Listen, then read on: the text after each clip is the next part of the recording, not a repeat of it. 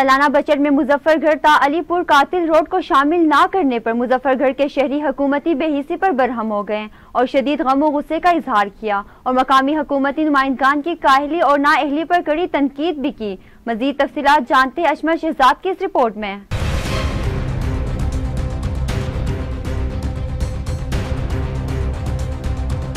सालाना बजट में मुजफ्फरगढ़ ता अलीपुर कातिल रोड के नाम से मशहूर शाहरा को दो रोया करने का बजट मुख्तस न करने पर मुजफ्फरगढ़ के शहरियों ने हुकूमती बेहिसी को खूब आड़े हाथों लिया है। शहरियों ने कहा कि कातिल रोड पर सड़क के तंग होने और बाहरी ट्रैफिक की वजह से सालाना हजारों की तादाद में हादसा होते हैं और इन हादसा में हजारों अफराद जान की बाजी हार चुके हैं। हुकूमतों को जगाने के लिए कई सालों से वो एहतजाज करते आ रहे हैं और इस बजट में मुजफ्फरगढ़ के शहरी पुरउम्मीद थे। मुंतखब हुकूमती अरकान असम्बली और हुकूमत वक्त की बेहिसी का मुंह बोलता सबूत है।